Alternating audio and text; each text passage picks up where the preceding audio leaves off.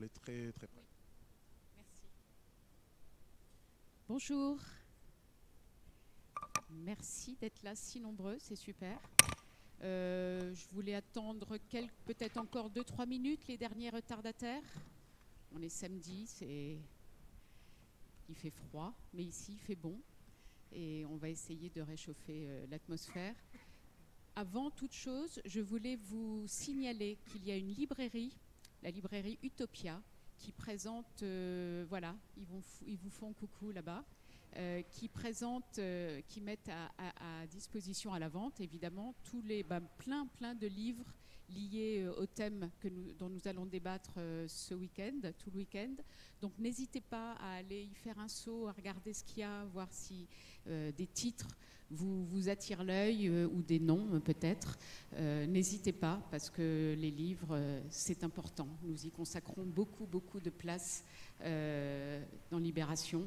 Et voilà, j'ai toujours un livre sur moi, quoi qu'il arrive, c'est la base de tout. Je voulais vous signaler aussi que pour être raccord quand même avec nos convictions, avec nos combats du moment et avec le thème aussi de ce week-end, on a un petit peu décalé certains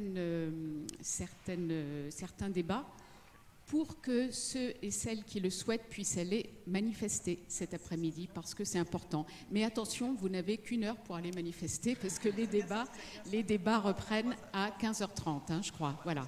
Mais on a fait en sorte que vous puissiez quand même aller passer une tête, et même un peu plus, à la manifestation, si vous le souhaitez, enfin, et même aux manifestations, puisque j'ai appris qu'il y avait aussi d'autres manifestations dans Paris, notamment à Belleville à 16h, contre la réduction des salles de classe. Et ça, je crois que tous les parents dans la salle, tous les parents parisiens comprendront de quoi il s'agit. Voilà. Donc, ça fait il y a de quoi faire ce week-end, hein, on ne va pas s'ennuyer entre l'urgence sociale et l'urgence climatique, qui est exactement le thème de notre table ronde de ce matin. Qu'on va démarrer très vite. Mais d'abord, je voulais appeler avec moi Sarah Albi, qui s'occupe de l'Académie du climat et qui voulait vous dire 2 mots d'accueil, déjà. Voilà. Ça marche. Bonjour à tous. Moi, mon mot, il va être très simple, ça va être bienvenue à l'Académie du climat. Bienvenue dans cet endroit que je vous remercie d'avoir choisi pour cette étape du Libé Tour, parce que ça nous a permis justement d'intégrer à votre programmation l'identité du lieu, un nouveau lieu créé par la mairie de Paris, par la maire de Paris, très porté aussi par son adjoint Dan Lert, qui porte les enjeux de transition écologique. Et c'est un lieu de service public qui sert non seulement à rassembler les acteurs qui œuvrent déjà pour le changement climatique, mais aussi un lieu qui permet à chacun de trouver sa manière de rentrer dans ces enjeux parfois un peu compliqués, que ce soit à travers des conférences comme ce matin, comme cet après-midi, comme demain, que ce soit à travers des ateliers tout au long de ce week-end. Les Parisiens, grands et petits, pourront bénéficier d'ateliers soit sur inscription, soit en libre accès pour appréhender les enjeux, soit à travers des fresques, la fresque du climat étant connue, mais la fresque de la finance s'intéresse aussi à la manière dont la finance doit prendre sa part, et je pense une très grande part pour répondre aux enjeux. Des petits ateliers cuisine, couture pour les plus petits, enfin voilà, toute une série de choses qui permettent de transmettre les enjeux à hauteur de chacun. Et c'est un lieu aussi qui a vocation à présenter les solutions que porte la ville de Paris avec ses partenaires, avec vos partenaires aussi, et qui permet à chacun de découvrir au rez-de-chaussée toute une série de solutions qui existent déjà, que nous devons mieux faire connaître, mieux porter collectivement, et qui permet aussi de se saisir des enjeux de la transformation et des outils que nous avons à notre disposition.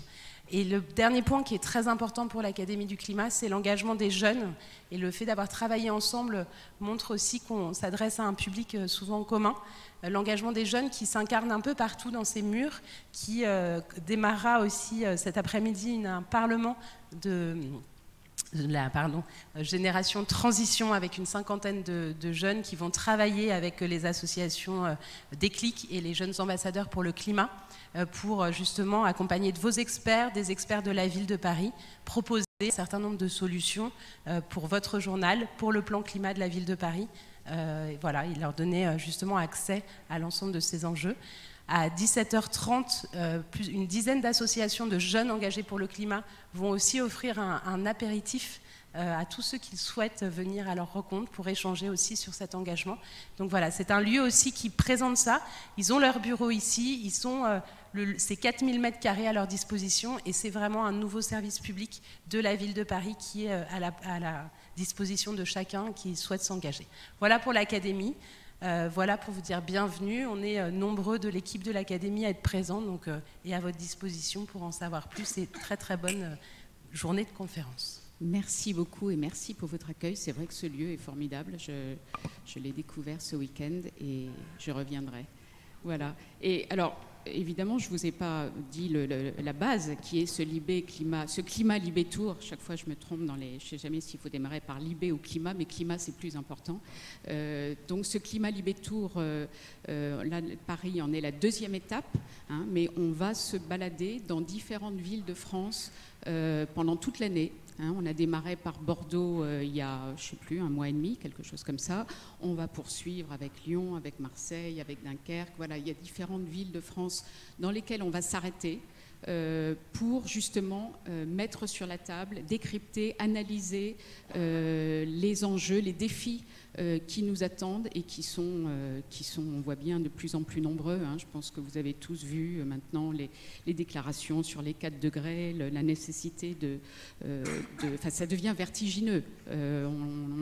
On a écrit un papier dans Libé, justement, au lendemain de cette annonce sans doute on allait devoir vivre avec 4 degrés. Et quand on voit tous les chantiers à mener pour faire en sorte de pouvoir survivre, nous adapter, lutter contre la dégradation continue du climat, c'est titanesque. Donc, c'est à ça aussi que sert ce week-end de débat et ces différents week-ends qui vont se poursuivre tout au long de l'année. Alors, pour en parler, on va attaquer tout de suite. Je vais d'abord appeler à mes côtés Dan Lert, qui est adjoint à la maire de Paris, chargé de la transition écologique, énergétique. Et vous allez nous dire un mot de ce que fait la mairie de Paris sur le sujet. Et ensuite, d'autres experts monteront à la table et on va engager un débat. Merci beaucoup Alexandra. Je suis très heureux d'ouvrir ce premier jour de débat dans ce week-end qui va être passionnant sur les enjeux d'adaptation. Je voudrais remercier les équipes de Libé d'avoir choisi de faire une étape, y compris à Paris, après Bordeaux. Remercier évidemment l'Académie du climat de nous accueillir. C'est un lieu qui est assez fondamental pour l'action climatique à Paris. Et donc merci chère Sarah. Et ce que je voudrais tout de suite dire, c'est que on ouvre ce week-end de débat dans un contexte qui est celui de l'accélération du changement climatique, y compris à Paris. Nous avons publié en novembre 2021 une étude sur le climat futur à Paris et quelque part on a eu un avant-goût avec l'été 2022 puisqu'on a enchaîné les vagues de chaleur, des pluies torrentielles à la mi-août, des vagues de chaleur qui ont commencé le 16 juin. Et puis, on a une vague de sécheresse qui, à l'heure où nous parlons, n'est toujours pas terminée. Elle a commencé cet été, elle persiste pendant l'hiver et c'est une sécheresse historique qui pose des questions et des enjeux qui sont fondamentaux pour l'action de la ville. Je reprendrai la très belle formule de François Gémen qu'il a citée hier, éviter l'ingérable, gérer l'inévitable. Donc, ça mêle les questions effectivement d'atténuation, de réduction des émissions de gaz à effet de serre et aussi les questions qui sont maintenant fondamentales d'adaptation. Et ces enjeux d'adaptation sont déjà au cœur de l'action de la politique de lutte contre le changement climatique à Paris, avec ce double enjeu écologique et social, parce que ces deux enjeux sont fondamentalement imbriqués, mais seront au cœur du plan climat, du nouveau plan climat 2024-2030 que la ville de Paris va adopter va adopter cet été. La chance qu'a un territoire comme Paris, c'est que notre premier plan climat a été adopté en 2007. Donc nous avons maintenant un retour d'expérience sur 15 ans de lutte contre le changement climatique. On a investi énormément dans la transition énergétique, dans la transition écologique. Il y a, je vais citer qu'un seul exemple, peut-être pour donner l'ambition de la ville en termes de transition écologique et de transition juste. On a investi sur l'isolation des logements sociaux à Paris. 60 000 logements sociaux ont été rénovés sur un parc de 250 000 logements sociaux pour isoler ces bâtiments. Et ce sont des actions qui nous permettent de réduire les émissions de gaz à effet de serre, évidemment, de sobriété énergétique, mais aussi d'adaptation, puisque largement à Paris, maintenant, se pose des conditions d'habitabilité de notre ville en fonction des données climatiques que nous avons.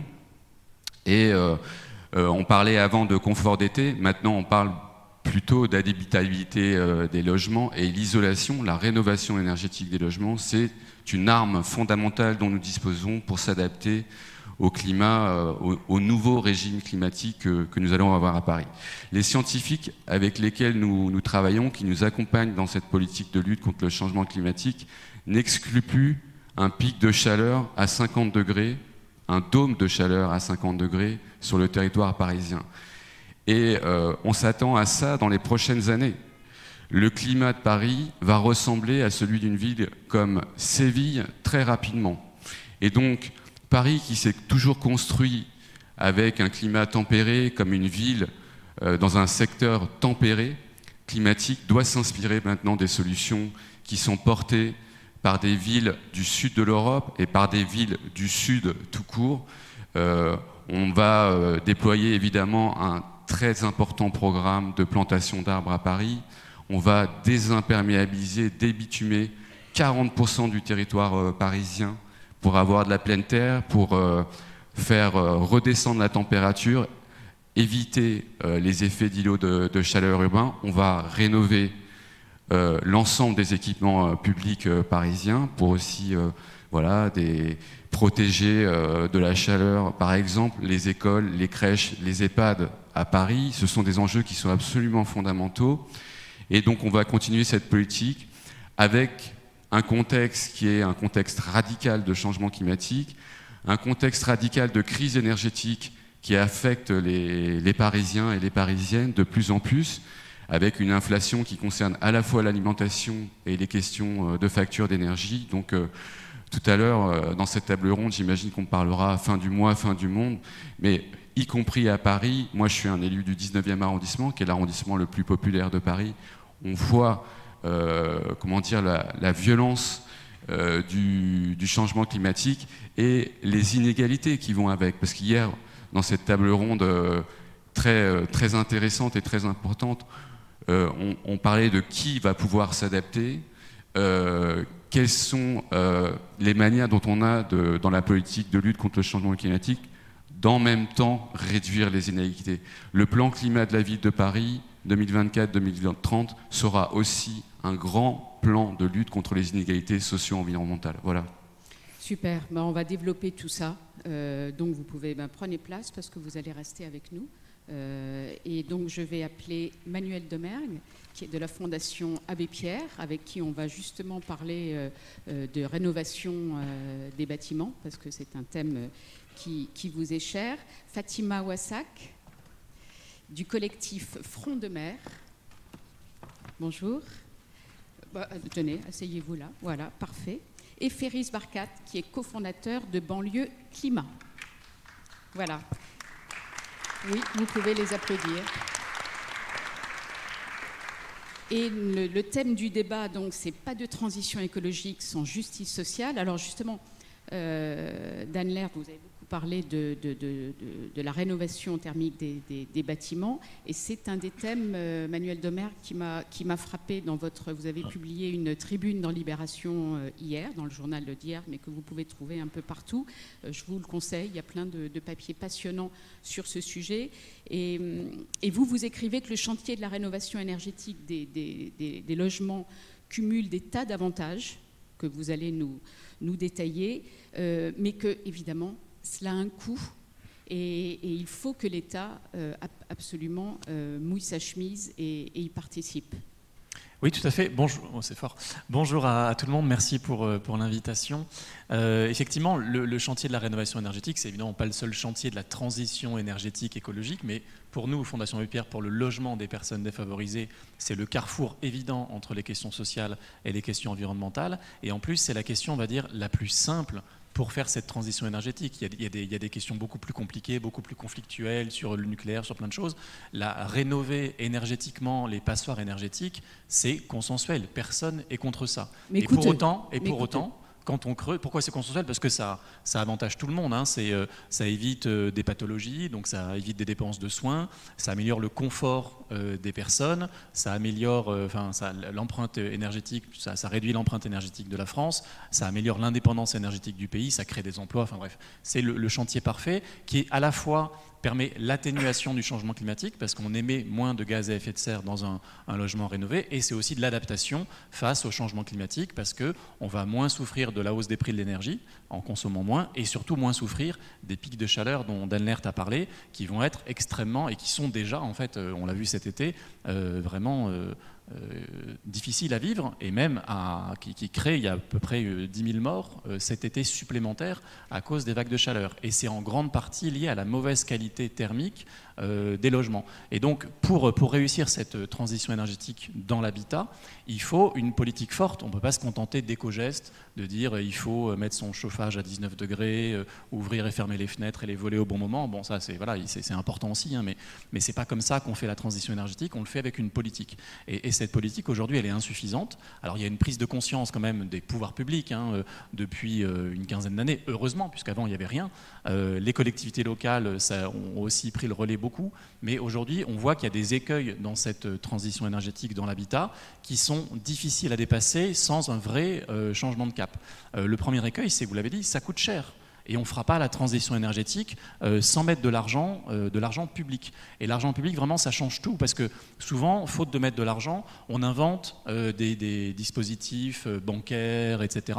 Ça marche pour les ménages qui ont les moyens de s'endetter, qui ont les moyens d'aller voir leur banquier qui va leur faire un prêt. Pour les autres, pour les personnes qui sont au SMIC, un SMIC et demi, minima sociaux, leur dire on vous donne des aides, mais vous devez mettre 10 000 euros, 15 000 euros de votre poche pour finir la rénovation de votre logement. Évidemment, ça ne marche pas. Donc nous, on plaide pour le reste à charge zéro, une prise en charge intégrale pour les ménages les plus modestes des travaux de rénovation énergétique, parce que c'est un chantier d'intérêt général. Et ça, aujourd'hui, le gouvernement n'est pas prêt à le faire. Quand on fait des travaux de rénovation performants, ça coûte 30, 40, 50 000 euros par logement, et donc financé avec un reste à charge de encore 35 à 40% pour les ménages très modestes, hein, c'est le terme officiel, ça veut dire des sommes phénoménales. Et donc ça ne se fait pas. Et en plus, ça ne se fait pas pour les ménages très modestes, et ça bloque de manière tout à fait évidente les travaux dans les copropriétés. Dans une copropriété, il y a souvent des riches, des pauvres qui sont propriétaires. Parfois, certains sont propriétaires bailleurs et pas d'autres.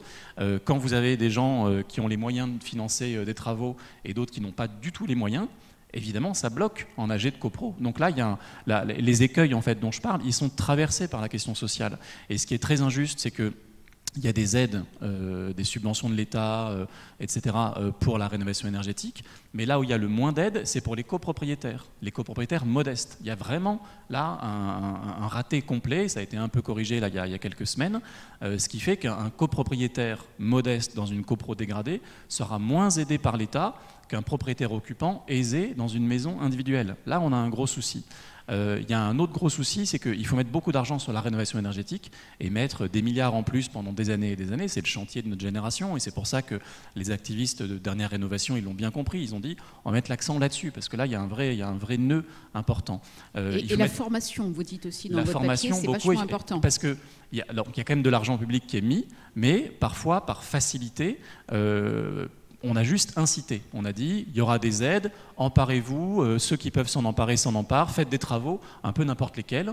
Et aujourd'hui, on voit le résultat. Il y a eu énormément d'enquêtes, d'associations de consommateurs, le complément d'enquête sur France 2 il y a encore quelques jours, qui montre l'étendue des arnaques à la rénovation énergétique. Et là aussi, c'est un problème politique parce qu'il n'y a pas de contrôle, parce qu'on accorde des aides pour faire tout et n'importe quoi, notamment des pompes à chaleur dans des passoires énergétiques. C'est absurde. Il faut d'abord isoler, ventiler correctement un logement avant d'imaginer le changement de chaudière. Et ça rencontre la question sociale, parce que quand vous n'avez pas d'accompagnement indépendant, vous ouvrez la voie aux arnaques, essentiellement pour les ménages qui sont peu informés, qui sont peu accompagnés, qui ne connaissent pas le bâtiment, etc., qui ont un peu de mal par rapport à trouver les aides de l'ANA, de MaPrimeRénov' en ligne et tout ça. Donc ça va accroître les fractures sociales, le fait d'avoir quasiment aucun contrôle de ces aides à la rénovation énergétique, un accompagnement très faible. Et comment faire alors, comment quelqu'un qui voudrait s'assurer que l'entreprise par laquelle il passe est une entreprise fiable?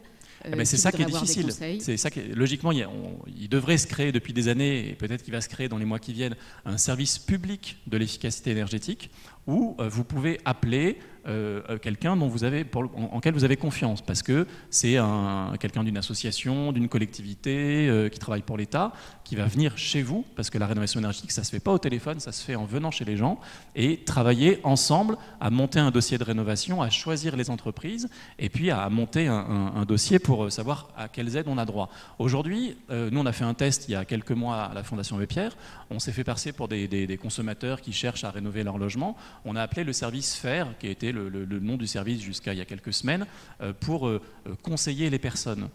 Écoutez, une fois sur deux, ils ne répondent pas déjà, mais comme plein de services publics, téléphoniques, de plateformes informatiques, souvent ça ne marche pas parce qu'il n'y a pas des gens derrière pour vous répondre.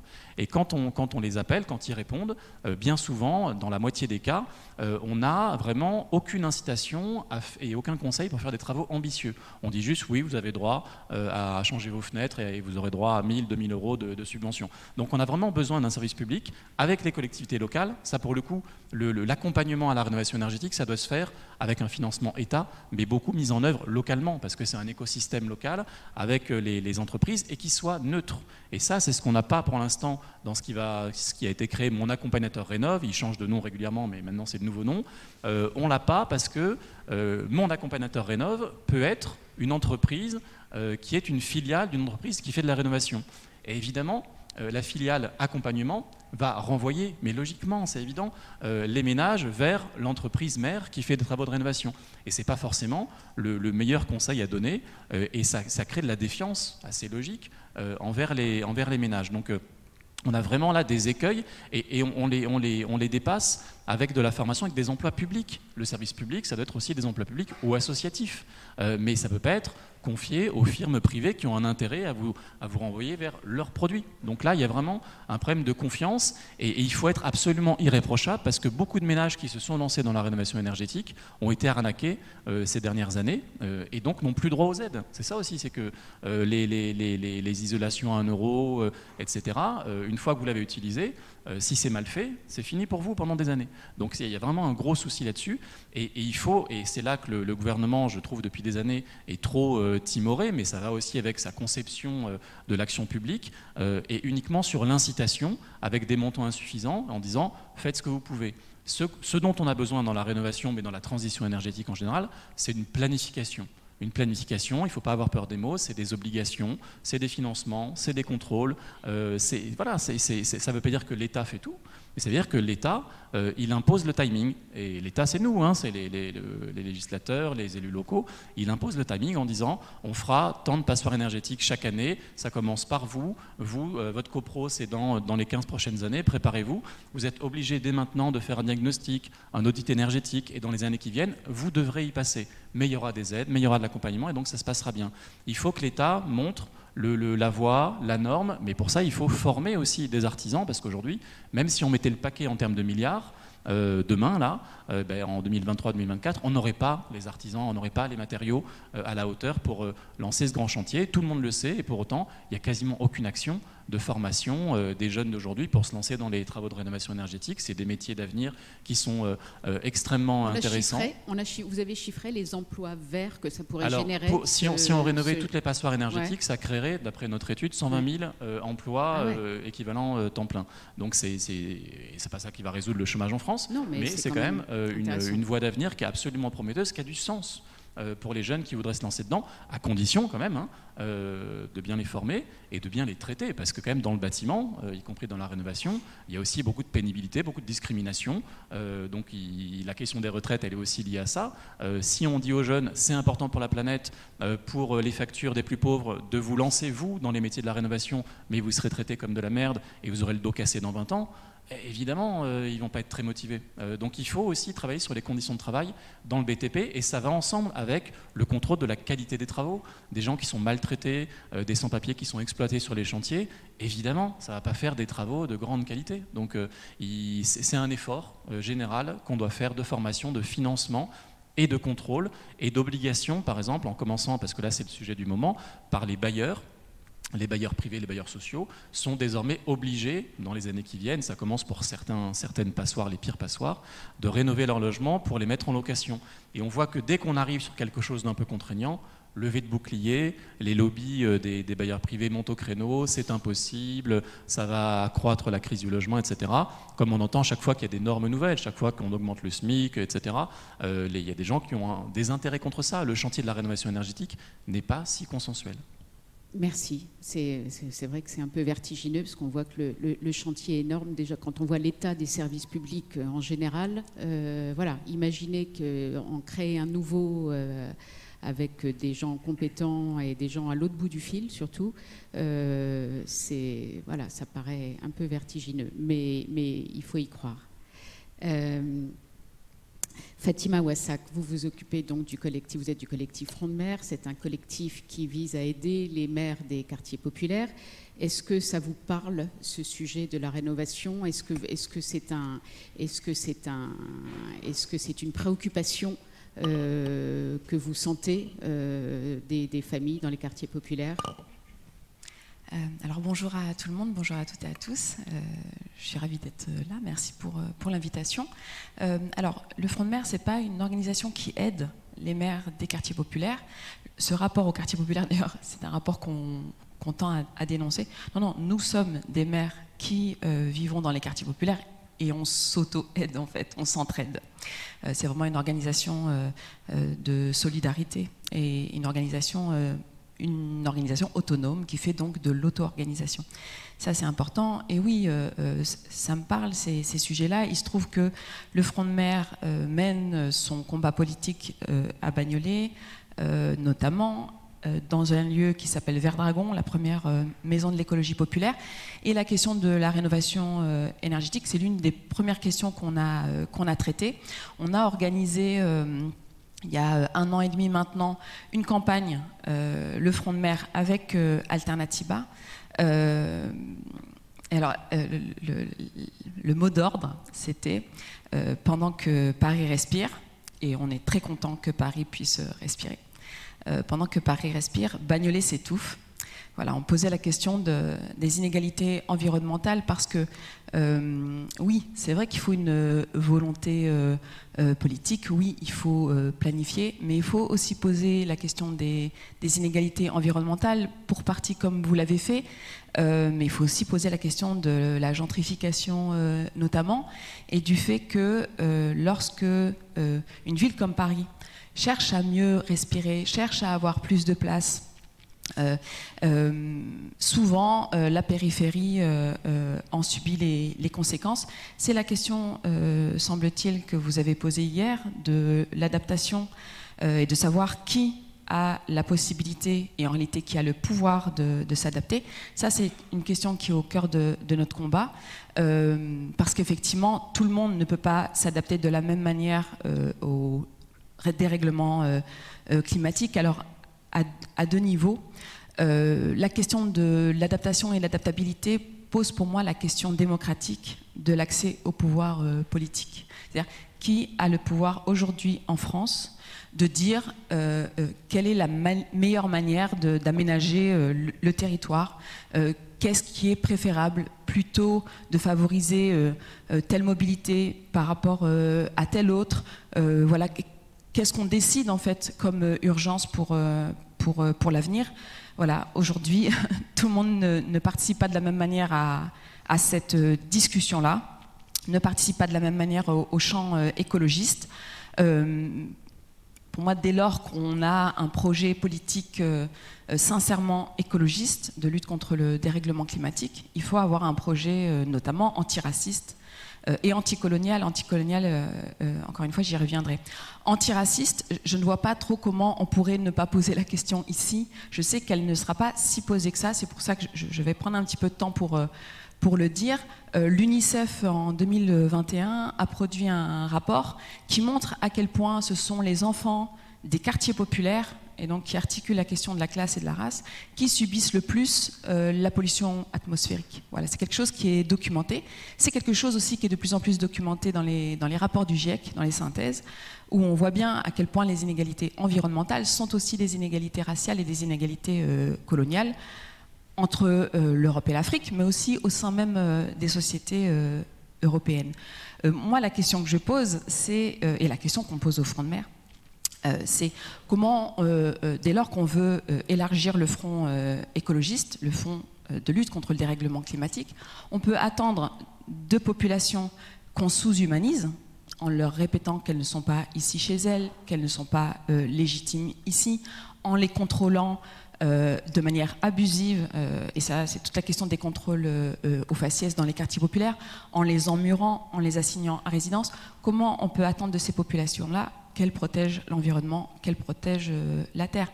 Je veux dire, ce n'est pas qu'une question technique de sensibilisation, d'accès à l'information, c'est aussi dans quelle mesure on laisse ces populations faire quelque chose de ces informations. Je veux dire, savoir que ça va être très difficile demain et après-demain, à quoi ça sert si on n'a pas le pouvoir de changer son sort et le sort de ses enfants. Donc vraiment, je ne vois pas trop comment on pourrait y couper. Dès lors qu'on a, encore une fois, un projet écologiste, pour moi, il est fondamentalement antiraciste. C'est comment on pose donc la question de l'égalité de traitement, l'égale dignité humaine. Et donc, voilà, c'est quoi notre projet antiraciste? Je finis juste là-dessus. Non, mais oui, concrètement, comment vous agissez? Alors, juste avant justement de répondre à cette question concrète, je vais y répondre. Mais pour dire à quel point c'est une urgence, parce qu'on parle de l'urgence climatique. Dans les quartiers populaires, on n'est pas les derniers à s'en rendre compte. On parlait tout à l'heure d'avoir très chaud l'été. Oui, on voit bien à quel point on a particulièrement chaud l'été dans des endroits où il n'y a pas de politique pour débitumer, pour déminéraliser, pour dépolluer. Au contraire, au nom de l'idéologie sécuritaire, on a même tendance à emmurer, à résidentialiser, à parcelliser. Et donc, voilà, à aggraver encore la situation, à faire encore que nos enfants respirent moins. Ça, c'est une urgence. Mais pour moi, l'urgence, c'est aussi d'articuler cette urgence-là avec l'urgence que constitue la montée de l'extrême droite en France. Voilà aussi une question. Je veux dire, l'extrême droite qui accède au pouvoir, c'est pas peu probable aujourd'hui. L'année dernière, on était passé à pas grand-chose. En tout cas, c'est une menace comme ça qu'on agite sous nos yeux, qui a tendance à aggraver ce qu'on appelle l'éco-anxiété. Voilà, l'angoisse pour les personnes non blanches qui vivent en France. C'est aussi l'accès au pouvoir de l'extrême droite qui défend le suprémacisme blanc, cette théorie du grand remplacement, de la remigration, etc. La question qu'on doit se poser ici, sincèrement, c'est que va faire l'extrême droite une fois au pouvoir pour gérer la question du dérèglement climatique? Et elle a quelque chose, l'extrême droite, à dire. Elle a quelque chose à dire sur la terre, elle a quelque chose à dire en matière démographique, en matière d'immigration. C'est mettre des frontières, ajouter des frontières aux frontières. C'est hiérarchiser encore plus racialement la population, et donc encore plus de ségrégation socio-spatiale. Je veux dire, voilà, c'est pour ça que je dis, attention, on ne peut pas se contenter simplement de dire il ne faut pas être raciste. Voilà, nous, on est sur la question climatique, voilà, c'est pas bien d'être raciste. Il faut mener un projet antiraciste, ça doit faire partie de cette volonté politique dont je parlais tout à l'heure. Qu'est-ce qu'on oppose au projet d'extrême droite de lutte contre le réchauffement climatique? Quand l'extrême droite dit on va mettre des murs, voilà, Frontex, l'Europe, on ne veut pas de cette démographie africaine. Qu'est-ce qu'on est capable de dire dans un camp progressiste, écologiste? Voilà, cette écologie humaniste, qu'est-ce qu'on est capable de dire? Et alors concrètement, il y a la question donc de la Méditerranée, qui est aujourd'hui un mur de haine, un mur meurtrier. Les organisations, les partis politiques, les personnalités qui disent qu'il faut renforcer encore ce crime qui s'exerce en Méditerranée, pour moi, très concrètement, le camp opposé, le camp adverse, et moi je suis dans le camp adverse, doit pouvoir dire de manière radicale que nous défendons la liberté de circulation et d'installation sans condition, liberté de circulation notamment comme modalité de mise à l'abri en cas de catastrophe climatique, sécheresse, inondation. On sait, et ça c'est toujours les rapports du GIEC, que les ravages climatiques vont avoir lieu beaucoup plus au sud de la Méditerranée qu'au nord de la Méditerranée. Ce qui est particulièrement injuste, c'est qu'au sud de la Méditerranée, on est moins responsable, beaucoup moins responsable du dérèglement climatique qu'au nord, mais en tout cas les ravages auront lieu surtout au sud de la Méditerranée. Dans quelle mesure nous sommes capables de dire politiquement la liberté de circulation n'est pas aujourd'hui sans condition, n'est pas aujourd'hui un droit fondamental, au contraire, la circulation est régulée par un système colonial capitaliste, c'est-à-dire, et vraiment maintenant mes oreilles vraiment me font mal quand on réduit, alors je sais que c'est entre deux virgules, mais vraiment je le signale systématiquement maintenant, on ne peut pas dire de personnes qui sont dites sans papier qu'elles doivent être considérées parce qu'elles sont utiles à quoi que ce soit, puisque ce sont des personnes qu'on réduit à leur force de travail, qu'on réduit à leur utilité. Il est urgent aujourd'hui de dire à quel point on ne doit parler des personnes migrantes que en termes d'égale dignité humaine, c'est tout. Surtout quand on voit Gérald Darmanin qui est en train de préparer son projet de loi sur sa énième loi immigration, on a besoin de dire que voilà, nous défendons la liberté de circulation sans condition, nous ne réduisons pas les personnes d'origine africaine qui viennent d'Afrique à leur force de travail, on considère que ça n'a pas à être conditionné par le capital. Et donc voilà, à chaque fois qu'on évoque les personnes migrantes, je pense que c'est de l'ordre de la discipline politique de dire égale dignité humaine. On ne renforce pas cette idée que ces personnes-là, dont je suis, les personnes non blanches en réalité, ne peuvent être légitimes à exister que dès lors qu'elles sont utiles au système capitaliste. Voilà quelque chose de très concret, la liberté de circulation et d'installation sans condition. Autre chose très concret, l'ancrage territorial, et par exemple ici en France, c'est de défendre un droit, c'est bien de défendre des droits et des libertés, le droit d'accueillir sans condition pour les personnes, là encore, qui vivent dans les quartiers populaires, qui ont été amputées de leur savoir, on parlait des savoirs du Sud, de leur savoir, de leur peuple, de leur communauté, de leur langue, etc. C'est dans quelle mesure être chez soi, et donc mieux défendre l'environnement, la terre, hein, c'est se donner les moyens en fait, puisqu'on veut protéger cette terre. Donnons les moyens à des personnes qui sont considérées comme sans terre de le faire. Droit d'accueillir sans condition. Moi, aujourd'hui, je ne peux pas accueillir sans condition. Je dois conditionner ça par mes revenus, la taille de mon logement, etc. Droit d'accueillir sans condition, ça veut dire voilà, liberté de circuler sans condition, notamment entre l'Europe et l'Afrique. Voilà. Merci.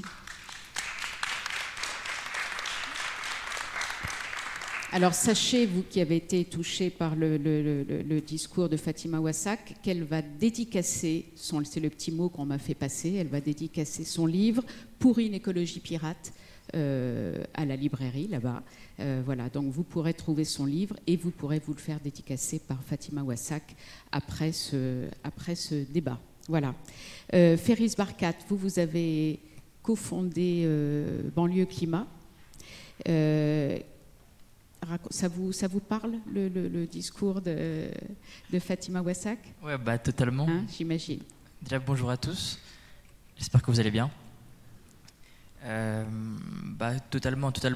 Premièrement, l'alignement qu'on peut voir dans les quartiers populaires entre la question climatique et la question sociale. Comment, en réalité, on a réussi à mettre des entraves sur la question climatique à des populations qui souffrent totalement de ces questions-là. C'est fascinant. Je ne sais pas si on réalise, mais elle parlait de la pollution. on est à 29% d'incinérateurs supplémentaires près des quartiers populaires. Vous prenez la canicule de 2003, Val-de-Marne, Seine-Saint-Denis, c'est là où il y a le plus de morts. Vous prenez l'alimentation, vous prenez tout. Et on voit que régulièrement, il y a un alignement. On commence un peu à le comprendre. Donc moi, la question que je me pose, c'est comment ça se fait? Comment ça se fait qu'on a réussi à faire croire à un truc qui est comme assez gros à avaler, qui est de dire l'écologie, c'est pas pour vous. Et à ce niveau-là encore, je me suis retrouvé dans ce qu'elle a pu dire sur quand Paris veut respirer, c'est la banlieue qui en souffre, parce que je m'intéresse aussi au contexte historique, comment historiquement il y a pu avoir aussi un lien entre environnement, banlieue, et comment ça s'est créé finalement cette opposition et cette marginalisation des sujets écologiques dans les quartiers. Et quand on remonte un peu dans l'histoire, on voit qu'en 1810, il y a eu un décret impérial qui a été voté qui est incroyable et qui marque le début de la compensation. C'est-à-dire qu'à l'époque, il y avait des industries chimiques qui faisaient un peu n'importe quoi. Et l'environnement, c'était super important, donc la police pouvait fermer une usine. Si vous ne respectez pas la rue, ça ne va pas. En 1722, il y a un traité de police qui commence avec la propreté des rues, c'est super important. Donc vraiment, l'environnement, un truc de fou, trop bien. 1810, les industries chimiques, elles sont là, s'il vous plaît, on aimerait bien un peu foutre notre merde, donc ce serait bien si on peut compenser financièrement les dommages qu'on fait. Et c'est la première fois que la compensation arrive. Et ce qui se passe, c'est que bien sûr, au centre-ville, les gens ils sont au courant que l'acide chlorhydrique, c'est pas très bon pour la santé. Donc il y a des médecins, Emmanuel Faudéré, père de la médecine légale, qui vient mais qui dit mais comment c'est possible? La qualité de l'air, c'est un droit inaliénable, c'est impossible. Donc qu'est-ce qui se passe? Ceux qui peuvent payer le moins, donc loin des villes, eux n'ont pas cette politisation sur ces sujets-là, ne réalisent pas forcément, ou en tout cas on essaie de rationaliser la situation en disant ça leur fera du travail dans les usines, etc. Et donc petit à petit, ceux dans le centre-ville vont dire non, les usines on n'en veut pas. Si vous les mettez près de chez nous, on va vous demander énormément d'argent. Donc les industriels chimiques qui ne sont pas débiles, ils sont partis loin de la métropole, près des banlieues. Et donc déjà, historiquement, il y avait un lien très fort entre cette opposition, et c'est ce que ça m'a inspiré, cette confrontation qu'on va pouvoir parfois voir naître. Et ça ne veut pas dire qu'inévitablement, il va y avoir des confrontations entre les banlieues et les centres-villes, et dire qu'on n'est pas prêt à pouvoir s'entendre. Mais l'idée, c'est de dire quand même que quand on parle d'un bien-être de certains, parfois ça équivaut au mal-être d'autres. Parfois, il y a une compensation qui fait que certains deviennent les souffres-douleurs et que certains doivent essuyer les conséquences. Et pour ces conséquences-là, j'aime bien aussi regarder le paysage, on va dire, plus international et me dire que, comme elle disait, sur l'injustice environnementale, certains pays qui subissent des conséquences qui ne sont pas causées, c'est assez étrange. À nouveau, on voit que la confrontation va être inévitable. Je te donne un exemple, Jakarta, donc c'est la ville qui, alors au niveau de la montée des eaux, c'est catastrophique, hein, 10-15 cm par an, ils s'affaissent tous les ans, enfin ils sont foutus. Qu'est-ce qui s'est passé? Les bidonvilles, ils sont régulièrement, ils doivent reconstruire leur maison, ils font face à cette montée des eaux, ils savent qu'ils vont devoir partir un jour ou l'autre, tandis que les plus riches, eux, reconstruire leurs maisons et ont les moyens. Donc là, solidarité, zéro. Et ça me fait penser à Bruno Latour qui avait fait un papier sur les hyper riches qui s'extraient du monde. Et ça montre quoi? Ça montre que finalement, on va se retrouver dans une situation où s'il n'y a pas de régulation, s'il n'y a pas de planification, il va y avoir une partie des super riches qui vont faire sécession. Et qui ne vont pas voir finalement l'enjeu de régler cette question climatique parce qu'ils peuvent s'y adapter. Et donc tout se pose avec la question de l'adaptation. Mais ils peuvent s'y adapter. Et donc on va avoir des confrontations énormes, des incompréhensions. Et l'enjeu, à mon sens, ça va être de surtout pas laisser passer l'occasion. Et c'est un peu tragique de dire ça, mais de dire que finalement, dans cette question climatique, il y a l'occasion d'affirmer l'égale dignité de tous, enfin, à travers ces questions-là. Parce que c'est vrai que quand on parle d'exploitation en Afrique, on prend la République démocratique du Congo, c'est fascinant, c'est des gens qui construisent nos téléphones, qui vivent mal parce que l'échange inégal, ça a été théorisé récemment par Jason Hickel, qui montre que ces pays sont pauvres, non pas parce que ça a décidé par le ciel, ça a été décidé par un système économique qui permet que l'échange de matière, l'échange de travail, tous ces échanges-là soient inégalement répartis et qu'il y ait un drainage des pays du Nord vis-à-vis des pays du Sud. Donc ça a été chiffré. Et donc on voit finalement quoi? Qu'il y a un système qui est profondément inégalitaire, et la question climatique, pour moi, est à la fois une chance de remettre en question un truc qui tourne pas rond. Ça ne peut pas tourner rond qu'en République démocratique du Congo, ils sont en train de fabriquer nos iPhones, ils sont mal payés, et en décembre, ils ont une inondation, 120 morts, normal, tranquille, sur des conséquences qu'ils n'ont même pas causées. Parce qu'un habitant en République démocratique du Congo, c'est 0,6 tonnes de CO2. En France, on est à 9 tonnes par personne et par an. Donc on voit bien qu'il y a un décalage qui est complètement énorme. Et c'est ce double enjeu. D'un côté, il y a l'occasion de remettre en question un système qui marche sur la tête. Et de l'autre côté, pour d'autres, c'est aussi l'occasion de rien mettre en question du tout et de dire que nous, on a les moyens de s'en sortir. Donc on va vous laisser dans votre merde. Parce que vous êtes aussi là parfois pour essuyer les dégâts que nous on cause.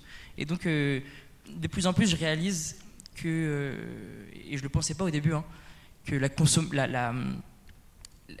remettre en question les dominations, ça va être nécessaire. Je pensais que le climat, ça mettait un peu tout le monde d'accord et que c'est bon, on va se réaliser qu'on va tous crever parce que mine de rien, une pandémie, tout le monde est dans la merde, quoi. Donc on a intérêt à investir dans les hôpitaux parce que on a beau avoir des hôpitaux privés pour certains riches, mais la pandémie, tu vas quand même te la croiser un jour ou l'autre. Mais mine de rien, il y a quand même cette croyance qui est très ancrée sur ce fait que les riches vont pouvoir s'émanciper. Et la création d'un service public comme proposé un peu avant, du coup, ça permettrait d'un service public dédié à la lutte contre le dérèglement climatique, à l'adaptation au changement climatique. Est-ce que ça permettrait peut-être justement de mettre tout le monde au même niveau? Qu'est-ce qu'il faudrait faire concrètement pour justement éviter qu'il y ait que les inégalités se poursuivent jusque dans la lutte climatique? Alors déjà, bien sûr, les services publics, c'est une base au niveau de tout et ça a été créé à la base pour ça. Donc je pense que bien sûr, il y a une nécessité d'investir à fond là-dedans. Après, pour moi, l'enjeu, ça reste quand même de recréer un discours écologique qui rassemble davantage. Et si on ne veut pas que les inégalités soient à nouveau créées, il faut qu'on comprenne ce qui est en train de se passer. Moi, quand je donne des formations, principalement à Strasbourg, mais là, on arrive sur Paris, on voit que les jeunes, le GIEC, non. Donc, bien sûr, il y a un déficit structurel au niveau de la méritocratie, il y a un gros problème avec l'éducation, mais forcément, on se retrouve avec un décalage, avec une déclinaison dans les sujets climatiques qui fait que sur ces questions-là, qui les touchent principalement, il y a aussi une méconnaissance. Et donc, je pense qu'à la base, on doit réussir à recréer un discours qui permet à ces gens-là de s'y intégrer. Et comment on fait? Concrètement, c'est déjà les référentiels symboliques, culturels et économiques doivent être revus. Parler de consommation à des gens qui ne consomment pas, c'est bizarre. Parler d'empreinte carbone, des gens qui ont une empreinte carbone de fait assez faible, ça n'a aucun sens. Parler de référentiel, je parlais culturel parce que justement Fatima avec son livre parle de One Piece, ça parle à une partie de la population. Ça parle de fait à beaucoup de monde. Et je vois bien qu'il y a un discours qui est né dans un certain milieu social et donc qui reprend les codes culturels et qui va toucher une partie de la population. Mais l'erreur, à mon avis, donc on revient à la question de la base, comment on a fait pour faire croire à ces gens-là que c'était pas un sujet pour eux l'écologie? Comment on nous a fait croire ça? C'est parce que d'un côté, le système, ça l'arrange bien pour pouvoir mettre les nuisances d'un côté, donc on a vu dans le quartier populaire, et de l'autre côté, on voit que dans notre propre camp, dans le camp écologiste, il y a une erreur, c'est celle d'avoir fait croire qu'il y a un monopole du discours écologique, une identification qui est possible que par ces gens-là, que par des gens qui leur ressemblent, qui ont les codes culturels, qui ont les codes économiques et qui vont bien sûr vous parler de dire tous les week-ends, ce serait bien qu'on arrête de prendre un jet privé, sauf qu'on n'en a pas. Donc bien sûr qu'on ne va pas se reconnaître dans cette écologie. Et donc à ce niveau-là, je pense que l'erreur n'est pas d'avoir créé ce discours, mais c'est d'avoir fait penser que c'était le seul discours possible. Oui, il faut changer de logiciel, quoi, changer de modèle. Et ça, est-ce que ça doit venir, est-ce que le milieu associatif aide beaucoup à ça? Mais ça ne suffit pas. J'imagine qu'il faut que ça vienne aussi de l'État. Ouais, il faut institutionnaliser largement. Justement, avec Banlieue Climat, ce qu'on essaie de faire, c'est que les formations qu'on donne soient diplômantes, soient certifiantes. C'est-à-dire que la ministre de l'Enseignement... Vous donnez quel type de formation? Alors, on donne une formation d'environ 8 heures sur les questions climatiques, à la fois donc, sur les connaissances et sur le comment. C'est très important pour nous de dire... je vois que beaucoup disent oui, le rapport du GIEC, c'est un peu compliqué, puis il faut essayer de changer. Non, le fond, il reste le même. Si vous avez eu un déclic par le rapport du GIEC, eux aussi, ils l'auront. Il faut arrêter avec ça. Par contre, dans la manière, bien sûr, les référentiels culturels, on passe par les animés, on passe par le rap, on essaie de rendre les enjeux le plus concrets possible. Les ours polaires, c'est très bien, mais on n'en a pas trop vu en ce moment. Donc on essaye de parler de qu'est-ce qui se passe de l'autre côté de la Méditerranée, qu'est-ce qui se passe près de chez vous, les pandémies, quand on parle de l'aspect biodiversité, on essaie de rendre ça le plus concret possible. Et le troisième levier, c'est essayer de dire qu'ils sont légitimes. Et donc il y a une grosse partie au début de dire bah, vous êtes légitime pour vous emparer de ces sujets-là, même s'il y a un discours qui a aujourd'hui un monopole, ça ne veut pas dire que vous êtes exclu de ces questions de fait, et donc vous êtes totalement légitime. Donc ces 3 leviers-là nous permettent d'aborder la question de la connaissance pendant 8 heures. On essaie de former aussi aux compétences, l'animation d'ateliers, notamment dans les classes de primaire. Mais l'idée, c'est de pouvoir faire des enquêtes sur la qualité de l'air, par exemple, dans les quartiers, essayer d'outiller sur ces questions-là. Et le troisième levier, c'est l'employabilité, comment on peut participer à la transition. Et encore une fois, on est face malheureusement à un sujet, c'est qu'une fois qu'on a motivé, qu'il y a un enjeu qui est créé, comme j'ai pu voir à Strasbourg avec une vingtaine de jeunes qui étaient trop déter, qui n'avaient jamais vu ces questions climatiques. C'est ce que j'allais vous demander. Vous sentez qu'il y a une envie, un besoin, une vraie envie? Ouais, mais de fou. C'est-à-dire qu'au début, ils étaient en mode je pensais pas que c'était à ce point-là. Il y a une jeune qui disait qu'elle était beaucoup plus intéressée par les questions humaines, mais qu'elle pensait que le climat c'était plutôt la planète, que c'était les belles fleurs, que c'était des sujets qui étaient trop loin. Et que finalement, quand elle a vu la connexion entre la question écologique et la question éminemment de nos sociétés humaines, elle s'est dit bah, si j'avais su ça, j'aurais fait mes études autrement. Et donc je me suis dit que là, c'est assez intéressant comment les quartiers peuvent être, donc on l'a dit, très vulnérables, mais aussi la solution. On sait qu'il y a un problème au niveau de l'emploi. Donc si on peut proposer à ces quartiers-là des emplois dans la transition écologique, c'est intéressant. La question de se poser, c'est des conditions de travail. Et à nouveau, on ne va pas proposer des bourbiers, des trucs où tu te casses le dos. Enfin, ça y est, quoi, on n'est pas là pour ça. Donc, vous bossez dans tous les quartiers de toutes les villes. Vous avez des c'est l'ambition, mais là pour le moment c'est très nouveau. Donc on a fait une promo à Strasbourg, on en fait une à Paris là. Moi je viens de Strasbourg, donc ça a commencé comme ça. Et oui, donc l'ambition bien sûr c'est d'aller partout. Super, c'est super. Merci. Ouais.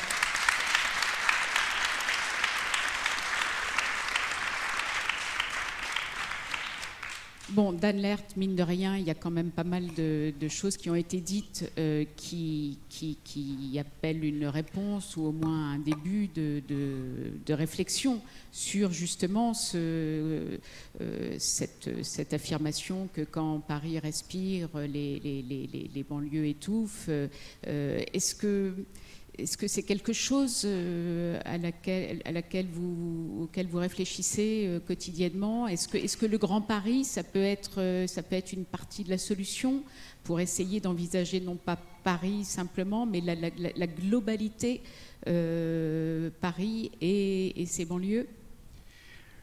Ce que je voudrais dire en réponse à l'interpellation de Fatima Ouassak sur la politique parisienne, finalement, peut-être au détriment des villes qui sont mitoyennes de Paris. Moi, je suis un élu du 19e arrondissement, donc je confirme totalement les chiffres qui ont été dits. Plus 25% d'asthme des enfants qui vivent près du périphérique. Le 19e arrondissement, comme Bagnolet, comme Pantin, comme Aubervilliers, on est des deux côtés du périphérique. 42% de logements sociaux dans le 19e arrondissement. Ce que je veux dire, c'est que la question des quartiers populaires, c'était une question qui est commune aux questions de banlieue et aux questions parisiennes. Et je souscris aussi à ce qui vient d'être dit à l'instant, c'est que la solution se trouve aussi du côté des quartiers populaires, à partir du moment où on donne ce qu'on appelle l'empowerment, enfin la capacité d'agir. Et je pense que c'est important qu'on se dise ça ensemble, parce que sur la question de la pollution de l'air, la politique a mené Paris de manière très en avance, je dirais, pour sortir des questions de la pollution de l'air. Elle a fonctionné. Nous avons des résultats. On a fait baisser de 50% les particules fines et les dioxydes d'azote. Ce sont des polluants extrêmement dangereux pour la santé. Et ça ne s'arrête pas au périphérique. Les politiques que nous menons sur les transports publics, le tramway sur le boulevard des Maréchaux, pour éviter la ligne du PC qu'on a connue, voilà. Ça passe dans l'ensemble des quartiers populaires de Paris. Ça fait diminuer la pollution à l'échelle de l'Île-de-France. Donc les combats que nous menons en commun contre les inégalités sociales et environnementales, on les mène à partir de Paris parce qu'on a été, j'allais dire, peut-être à l'avant-garde des politiques de mobilité. Et c'est vrai qu'on n'a pas eu conscience de le faire au détriment des quartiers populaires de l'autre côté du périphérique. Mais en tout cas, je pense que ça apporte une amélioration, en tout cas pour les conditions de vie des habitants des villes qui sont des deux côtés du périphérique. Je voudrais le dire parce que l'enjeu des politiques de lutte contre le changement climatique ou d'amélioration de la qualité de l'air ne concerne pas uniquement les Parisiens. Il concerne vraiment... Et je souscris parfaitement au diagnostic qui consiste à dire que les plus précaires subissent de plein fouet la question du dérèglement climatique, de plein fouet. On l'a vu au moment du Covid. La surmortalité dans les populations précaires et fragiles, y compris à Paris, sur les métiers de première ligne, etc., elle a été flagrante. On l'a vu.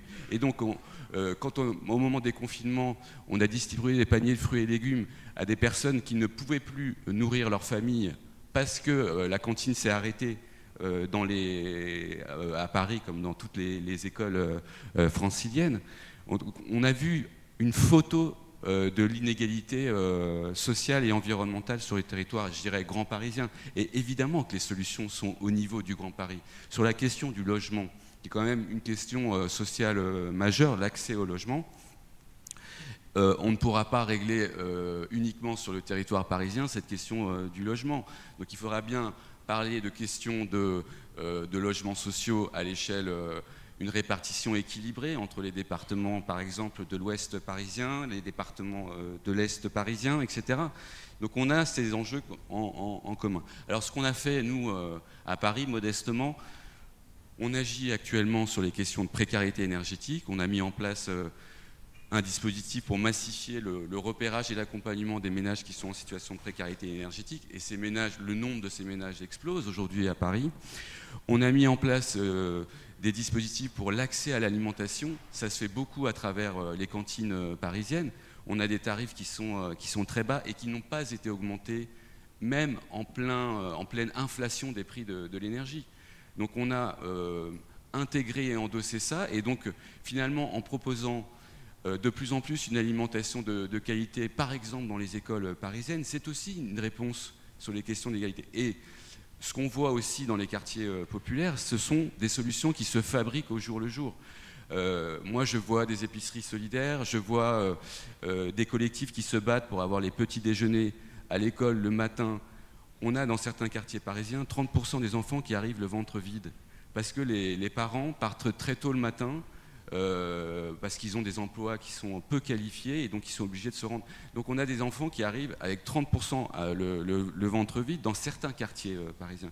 Donc les solutions qu'on met en place pour répondre à cet enjeu social, elles sont déjà présentes et elles naissent assez largement dans les arrondissements populaires. Je voudrais prendre un exemple, la canicule de 2016 à Paris, 42,6 degrés à Paris, record de température sur le territoire parisien. Nous avons décidé à ce moment-là d'ouvrir tout de suite les parcs parisiens et les squares parisiens toute la nuit pour permettre aux personnes, notamment dans les arrondissements populaires, mais évidemment en dehors de Paris aussi, qui vivent dans des logements qui parfois sont très mal isolés, qui sont des fours en été, ou des logements qui sont trop exigus par rapport au nombre de personnes qui vivent dans ces logements. On a ouvert tous nos parcs la nuit et on a continué cette politique depuis très longtemps. Ça, ce sont des mesures d'adaptation face aux crises climatiques qui sont aussi des réponses sociales. C'est-à-dire que les personnes pouvaient venir, par exemple, déjeuner en famille et rester dans le parc toute la nuit parce qu'il y avait 2 ou 3 degrés de moins, et en période caniculaire, 2 ou 3 degrés de moins par rapport à la température dans les logements, c'était évidemment essentiel. Et toutes ces politiques, on ne les mène pas pour, je veux dire, au détriment d'autres habitants, et ces parcs étaient ouverts évidemment à tout le monde. Mais on a quand même un certain nombre de solutions qu'on peut mettre en œuvre. Et ce que je disais sur la rénovation énergétique, et je rejoins ce qui a été dit par la Fondation Abbé Pierre, le zéro reste à charge, pour permettre aux propriétaires occupants modestes de pouvoir faire quand même des travaux chez eux, pour rendre habitable leur logement. Ce sont des enjeux qui sont assez fondamentaux et d'ailleurs qu'on va traiter dans le futur plan climat de la ville pour avoir des réponses aussi à ce domaine-là. Et dernière chose qu'on peut peut-être dire, la rénovation des écoles et des équipements très largement maintenant, ce service public est ouvert, par exemple, les week-ends, pour permettre, justement, dans les quartiers populaires, où il y a un effet d'îlot de chaleur qui est beaucoup plus prononcé, parce que c'est des quartiers qui ont été historiquement très minéralisés, qui vivent à proximité du périphérique, par exemple, soumis, exposés à des pollutions de l'air, à la pollution sonore, etc. Donc nous, ce qu'on a décidé de faire à Paris, c'est que voilà, des écoles avec des cours qu'on appelle des cours oasis, c'est-à-dire rafraîchis, avec plus de plantations, débitumisés, etc., on les ouvre le week-end.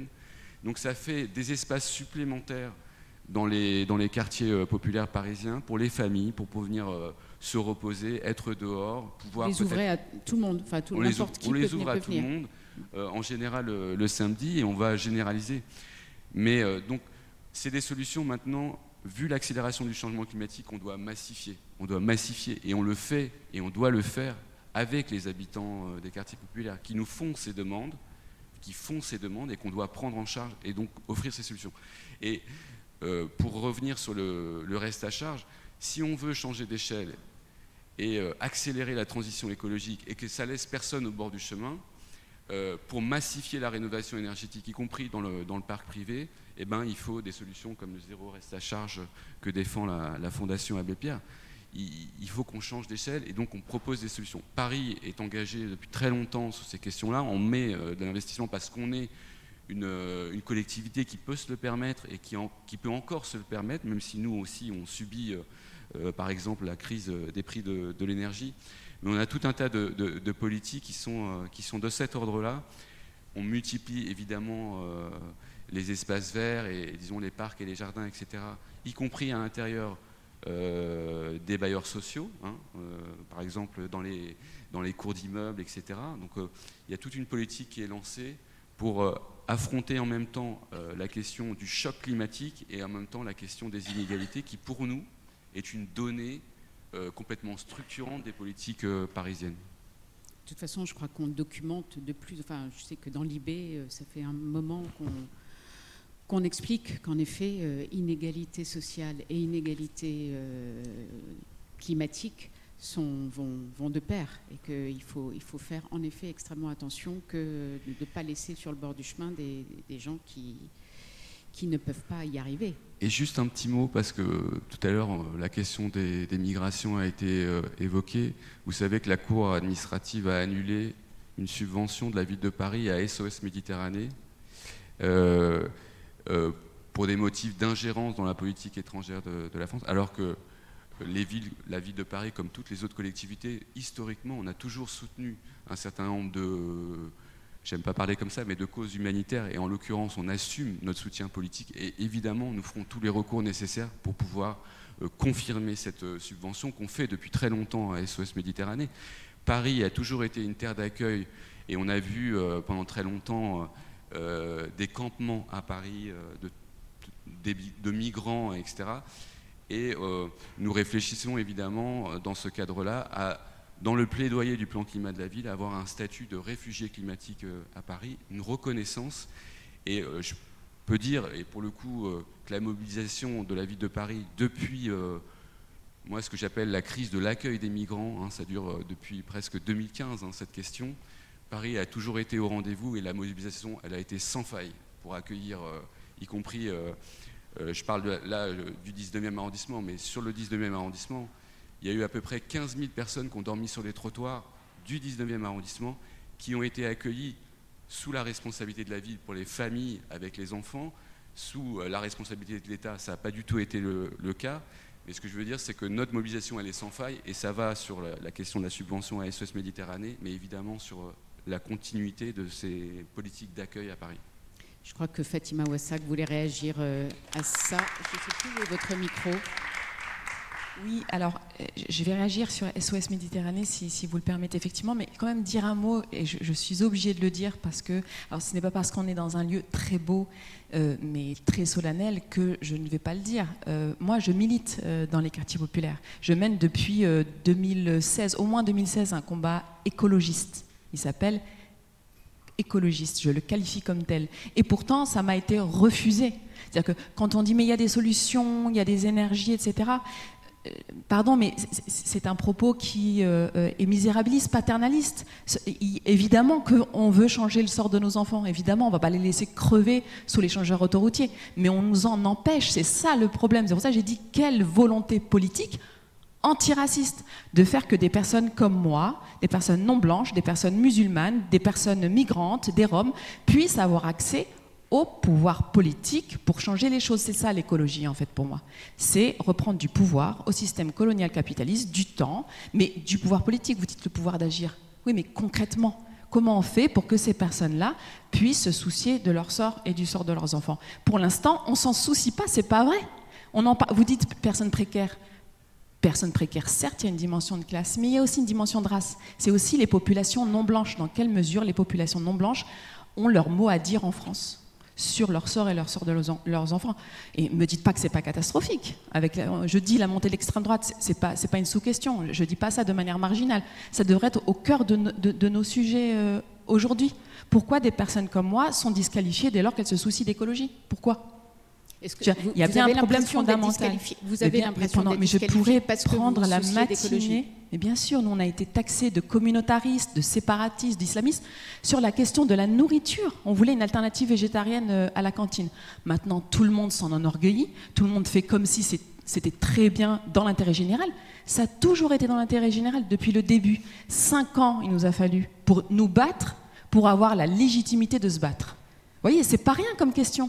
C'est ça que je veux qu'on pose ici. De manière structurelle, les populations non blanches en France ne sont pas considérées comme étant légitimes pour mener un combat écologiste. Et participer à la vie politique. Et participer à la chose écologiste, effectivement, de manière générale. Vous présenter sur une liste municipale et participer... Alors, il y a effectivement cet aspect institutionnel et on y travaille aussi. Par exemple, la situation s'est effectivement débloquée à Bagnolet dès lors que des élus qui partageaient nos combats, et notamment notre combat antiraciste, ont pu avoir accès effectivement à la décision. Vous pourriez vous-même vous présenter et avoir plus de poids. Alors, franchement, chacune son rôle. Moi, là, je suis très bien, j'écris des bouquins et je milite, surtout, je suis une militante politique autonome, je défends plutôt cet aspect-là de la manière dont on fait de la politique. Mais effectivement, il faut aussi pouvoir aller le chercher, ce pouvoir politique, y compris dans l'institution. Donc oui, effectivement, ça en fait partie. C'est pas, en tout cas, contradictoire avec l'autonomie des quartiers populaires. Et ce que je voulais dire et donc voilà, il y a une urgence quand même à se bouger sur la question antiraciste si on ne veut pas très clairement et très concrètement le Rassemblement national au pouvoir en 2027.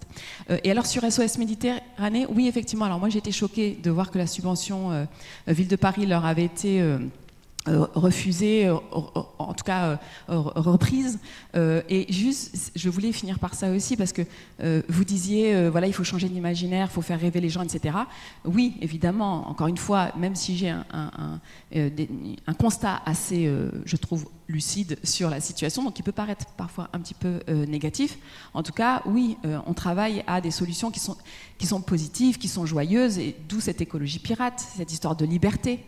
C'est quelque chose aussi qu'on peut donner à voir à ces populations qui sont exclues de la chose écologiste pour leur donner envie de venir, en fait. La liberté de circuler, la terre, l'ancrage territorial, autant de choses belles à défendre. On n'est pas uniquement obligé d'être sur du anti-quelque chose, anti-raciste, anti-colonial, anti-capitaliste, etc. Et tout ça pour dire que la piraterie, je trouve effectivement que c'est, au-delà de One Piece, mais One Piece c'est très bien, c'est un imaginaire qui est positif, qui est enthousiasmant, qui est réjouissant. Et vraiment, en écrivant cette idée de piraterie dans le livre, moi je pensais à SOS Méditerranée justement. Je me disais, voilà des pirates en Méditerranée qui sont notre gloire et notre fierté à tous et toutes ici, c'est-à-dire que voilà, ils travaillent à libérer la Méditerranée, à faire de cette terre meurtrière aujourd'hui, où on empêche des gens de circuler librement. Ils circulent. Les saisonniers, on les fait travailler. Sur les terres, on les exploite, mais leur circulation est conditionnée par le capital. SOS Méditerranée, voilà, redonne de la dignité à tout ça. Et donc j'espère effectivement que SOS Méditerranée sera reconnu, sera honoré dans ce travail-là. Je pense qu'il porte pour nous tous et nous toutes. Encore une fois, vous devriez même leur décerner des prix de pirates ou je ne sais pas, pour nous donner envie peut-être aussi de les rejoindre. Mais je pense que notre utopie écologiste, en tout cas c'est ce que je défends, elle commence avec SOS Méditerranée. Donc voilà, on va suivre tout ça de très près. Prix du pirate. est-ce qu'à ce stade du débat, parce qu'il y a plein de choses qui ont été dites, plein de choses importantes, plein de choses fortes, peut-être que ça a suscité quelques questions. Ah bah oui, super, je vois qu'il y a plein de questions. Et du coup, oui, voilà, on va vous passer un micro.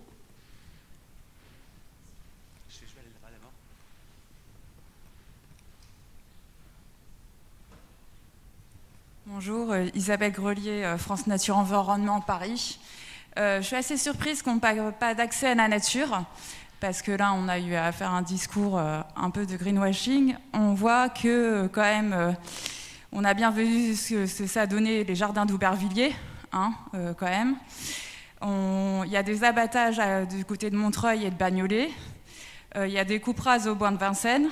Donc, quand même, l'accessibilité à la nature, en particulier pour les populations de banlieue et à côté du périphérique, est pour moi essentiel. Si on supprime des arbres avec les coupes rases et qu'on fait des projets écocidaires comme la Austerlitz, à Tour Triangle, les coupes rases et abattre des arbres et surdensifier autour du périphérique, et pour moi, ça participe pas à une volonté justement de lutter contre le dérèglement climatique, mais plutôt de l'aggraver. Voilà, je voulais juste mettre ce point en lumière et que, par exemple, Europe Écologie Les Verts propose un projet qui est nettement plus de replantation du côté de Montreuil, et je pense qu'il est important non seulement de ne pas supprimer des arbres, mais aussi davantage en planter et d'améliorer l'accessibilité à la nature pour les Parisiens et les banlieusards. Du coup, voilà, ça participe à la justice sociale. Merci beaucoup. Voilà, Johan, il y a un monsieur là qui veut le micro. Dan Lert, je crains que ça ne s'adresse à vous, cette question. Tenez. Merci beaucoup. Je voulais d'abord remercier les participants, les orateurs. En fait, je voudrais par rapport au titre, pas de transition écologique sans justice sociale. Avec votre permission, moi je dirais à la place de justice sociale, coopération internationale. Parce qu'en Afrique, on parle de changement climatique. La population ne sait même pas ce que ça veut dire. Les experts, les ministres, ils vont, ils voyagent, ils signent des documents. Mais il y a des sociétés européennes qui travaillent en Afrique et ils font des dégâts considérables. Est-ce que vos associations ne pourraient pas aller justement travailler la main dans la main avec les Africains, avec les Asiatiques? Merci. Merci beaucoup pour votre question. On va peut-être d'abord répondre à ces deux questions. Dan Lert, vous répondez à la première question, puisque sur tous les dégâts qui sont faits, si l'on en croit madame, à Paris, et surtout l'abattage des arbres, qu'est-ce que vous lui répondez ? Ce que je vais répondre peut-être, c'est que évidemment l'enjeu de renaturation est un enjeu très important en termes d'adaptation du territoire parisien. Si on veut lutter contre l'effet d'îlot de chaleur urbain qui est dévastateur au niveau de la santé des Parisiens, hier la maire de Paris disait c'est un enjeu de vie et de mort sur le territoire parisien. Nous avons des politiques qui sont très actives et depuis très longtemps sur ces questions de renaturation, plantation d'arbres, etc. Là, avec l'adoption future du PLU bioclimatique, le plan local d'urbanisme bioclimatique, qui va dessiner finalement le visage de Paris d'ici quelques temps, il y a la question effectivement de la pleine terre et de la désimperméabilisation, parce que pour permettre la plantation d'arbres, faut-il encore pouvoir désimperméabiliser le territoire parisien. Donc j'ai cité l'objectif que nous avons et le nombre de plantations d'arbres que nous souhaitons faire à Paris, 170 000 arbres d'ici 2026, qui sont un peu les climatiseurs naturels. Et évidemment, il faut au maximum et éviter l'abattage des arbres dont vous parliez. Après, je ne peux que nuancer votre propos, ou en tout cas vous faire peut-être constater les résultats de la politique parisienne. Vous notez ces contradictions, moi je note ces résultats. On a quand même, je parlais tout à l'heure des résultats sur l'amélioration de la qualité de l'air, donc des politiques de mobilité qui sont très, très importantes. Sur la question du stationnement à Paris. Vous savez que les arbres que nous souhaitons planter intramuros à Paris seront prises sur les places de stationnement. C'est là où on a du foncier disponible. Et donc on va continuer à agir dans ce sens et même à accélérer. Voilà, donc je comprends le sens de votre intervention et votre interpellation sur un certain nombre de projets d'urbanisme, mais ces projets d'urbanisme vont être traités dans le cadre du PLU bioclimatique. Et vous savez que le PLU bioclimatique doit être compatible avec le plan climat parisien, et nous avons des objectifs très ambitieux en termes de qualité de l'air, en termes de rafraîchissement parisien, et nous allons continuer évidemment cette politique. Merci. Ferris Barkat, je crois que vous vouliez répondre à la deuxième question. Alors, merci pour votre question sur le continent africain. Je me permets de... Je vais y répondre, je vais essayer de donner des éléments, mais avant, ce qui me fascine un peu, c'est comment pour certains l'écologie peut être liberticide et pour d'autres peut être libératrice. En effet, pour le continent africain, mais même pour les quartiers populaires, moi je parle beaucoup d'écologie émancipatrice parce que à la fois on comprend le monde davantage qui nous entoure, ensuite on peut transformer notre quotidien. Moi, j'avais beau essayer de m'émanciper par l'école ou je ne sais quoi, je faisais mes études à Londres, à la LSI. Les premiers mois, je mangeais quoi? Des Yum Yum. Je sais pas si quelqu'un a la ref ici. Non, c'est des sachets un peu. Ouais, c'est des petits sachets de nouilles, pas très bons pour la santé, avec plus d'additifs que de nouilles. Enfin, c'est un truc de fou. Et donc, on voit bien que la transformation du quotidien passe par la compréhension des enjeux écologiques. Et donc, c'est pour ça que c'est totalement émancipateur. Et puis, même au niveau des opportunités, ça peut être aussi intéressant. Mais donc, si on regarde à l'échelle internationale, comme disait monsieur, pour revenir sur l'Afrique, c'est quoi? C'est aujourd'hui 1,5 milliard de personnes. Un Africain sur 5 a faim, 274 millions. En 2050, c'est combien de personnes? 2,4 milliards. 2,1 milliards de personnes en 2050.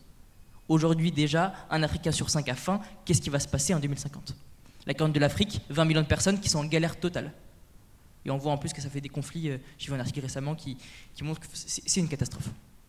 Donc quand on prend le continent africain, pour moi l'écologie est totalement libératrice. Parce que ça permet une situation qui est déjà absolument insoutenable aujourd'hui. Un Africain qui a faim, un Africain sur 5 qui a faim, mais quand je reprends mon exemple de l'échange inégal, c'est que cette pauvreté est là du fait d'un système international commercial qui permet l'échange inégal et qui permet presque l'asservissement de ces populations. Au nom de, on va leur donner de l'emploi, on va leur donner quelques petits jobs et après on peut désindustrialiser nos pays pour mettre nos merdes là-bas. Donc on voit bien que l'écologie, de fait, va pouvoir être, à mon sens, peut-être émancipatrice pour ce continent, si on repose la question des 80% des terres agricoles qui servent à produire de la viande, sachant qu'un Africain sur 5 a faim et qu'on pourrait produire d'autres choses qui pourraient les nourrir, enfin en tout cas pour 50%, ça peut être intéressant. Et donc je pense que l'enjeu est là et que malheureusement on n'y va pas. Malheureusement on n'y va pas parce que l'avenir est à la géo-ingénierie, l'avenir est à des aérosols dans la stratosphère qui vont permettre de réduire un peu le climat et qui va juste pas forcément aggraver, mais en tout cas maintenir un système qui est déjà aujourd'hui, et vous avez raison de le rappeler, intenable pour des millions et des millions de personnes. Merci. Est-ce qu'il y a d'autres questions? Je crois que j'avais vu, voilà, il y a une question, je ne sais plus où est le micro. Ah, voilà, on a trois. Oui, bonjour. On vous passera le micro, monsieur, après. C'est pas vraiment une question, mais plutôt un témoignage. Donc j'habite à Place des Fêtes, dans le 19e. Et du coup, je suis obligée de réagir à ce que vous avez dit sur les mesures qui sont faites actuellement. Pour moi, vraiment, il n'y a rien. Enfin, l'ouvrir les parcs la nuit, qu'est-ce que vous voulez qu'on fasse? Que j'aille avec mes 2 filles en bas âge dormir sur la pelouse? Non. La Place des Fêtes vient d'être faite. Il est toujours aussi minéral, pas un pet d'arbre. Il y a des brumisateurs, sauf qu'ils ne fonctionnent pas l'été, ils fonctionnent au mois de septembre. La cour de ma fille a été refaite, toujours pas de bitume, on est entre des grandes tours et il fait une chaleur accablante. Donc c'est le groupe scolaire Eugénie Coton, il y a des travaux tous les gens, mais je ne comprends pas à quoi ils servent. Et quant à la crèche, il fait 25 degrés tout le temps, hiver, l'été, c'est encore plus, c'est pas du tout adapté alors que c'est plutôt récent comme bâtiment. Donc vraiment, là, c'est vraiment le témoignage de ce que je vis dans le 19e. Les mesures sont en effet beaucoup trop modestes, il faut aller plus loin, plus vite, parce que là, c'est intenable quand il fait plus de 40 degrés dans ces quartiers. Bien, Dan Laert va répondre. Si vous pouviez amener le micro à monsieur en orange là-bas, voilà. C'est utile d'avoir un t-shirt orange. Dan Laert, ça s'adresse directement à vous, puisque vous êtes dans le 19e. Oui, j'habite le quartier de la Place des Fêtes. D'ailleurs, j'étais le président de l'association des Amis de la Place des Fêtes, donc je connais bien ce quartier que vous évoquez, dont je dirais la beauté tient aussi de la richesse et de la diversité des habitants de ce quartier. Pour vous répondre, par exemple, sur la question de l'accès à l'eau et du rafraîchissement, hein, évidemment, on n'a pas que la solution de proposer que, par exemple, en été, le parc des Buttes-Chaumont, qui est à 250 mètres, soit ouvert toute la nuit. Ce ne sont pas les seules solutions que nous proposons. Sur la question, par exemple, je suis président d'Eau de Paris, donc je vais peut-être parler des questions d'eau et de rafraîchissement. Vous savez que Paris a la chance d'avoir un réseau très important, un maillage très important de 1200 fontaines dans les parcs, les bois et les rues parisiennes. Nous allons encore augmenter le nombre de ces fontaines, qui seront des fontaines aussi brumisantes pour permettre le rafraîchissement. Souvent, dans les quartiers comme celui de la Place des Fêtes que j'habite, il y a beaucoup de familles qui ne partent pas en congé pendant les vacances, et donc les enfants, les familles sont là, sont présentes sur le territoire parisien. Donc on va évidemment agir sur cette question-là et permettre finalement l'accès de tous à l'eau et au rafraîchissement, parce qu'on a eu des phénomènes, par exemple à Place des Fêtes, de ce qu'on appelle le street pooling, c'est l'ouverture des bouches incendies, parce que les quartiers étouffent, et donc on ouvre ça pour se rafraîchir un peu de manière spontanée. Et je vais prendre l'exemple des fontaines pour vous citer aussi un autre exemple de ce qu'on fait en hiver sur les fontaines. On a décidé de maintenir en fonctionnement les fontaines parisiennes en hiver pour permettre l'accès à l'eau pour les personnes qui vivent à la rue. Il y a à peu près 250 fontaines qui sont maintenues en fonctionnement en hiver dans les parcs et dans les rues parisiennes pour permettre, pendant cette période où on ne pense pas que l'accès à l'eau puisse être fondamental, eh bien, nous maintenons, par exemple, voilà. Mais les logements et les écoles dans lesquels on est... Alors, les logements et les écoles. Il y a un certain nombre de logements sociaux, j'ai dit tout à l'heure, 42% de logements sociaux dans le 19e arrondissement. Il y a un ensemble de logements sociaux qui est rénové.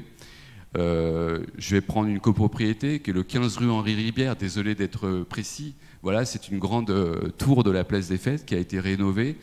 Et les personnes qui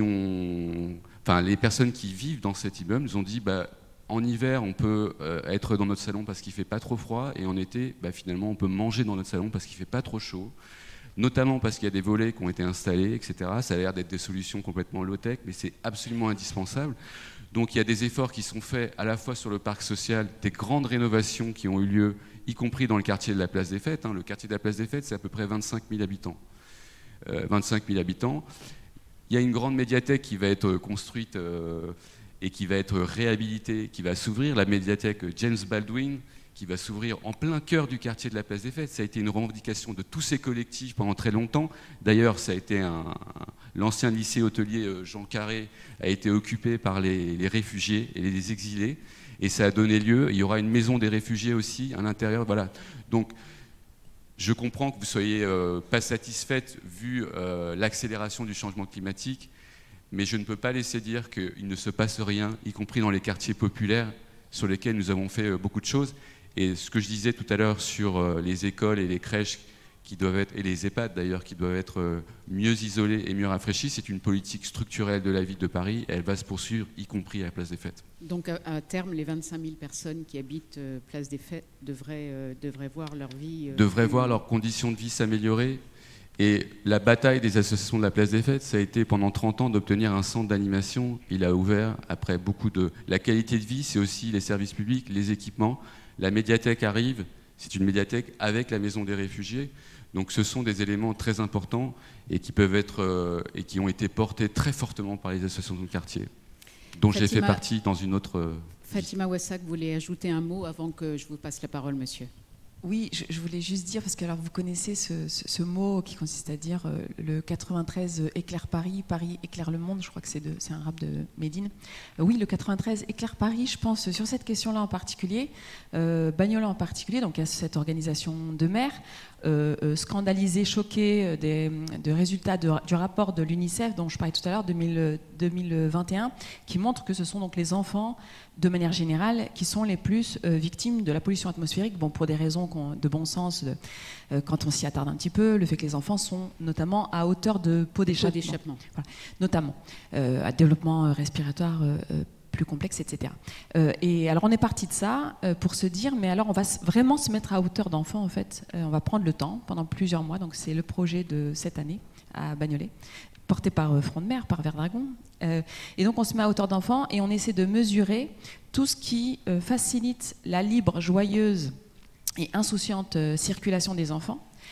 Donc avoir de la place pour jouer, par exemple, le jeu, le fait que ça, oui, ça doit être central en fait dans la politique publique, la place de respirer, voir le lever du soleil, le coucher du soleil, avoir les mains dans la terre, effectivement, l'accès à la nature dont vous parliez tout à l'heure. Donc voilà, tout ce qui facilite et tout ce qui entrave.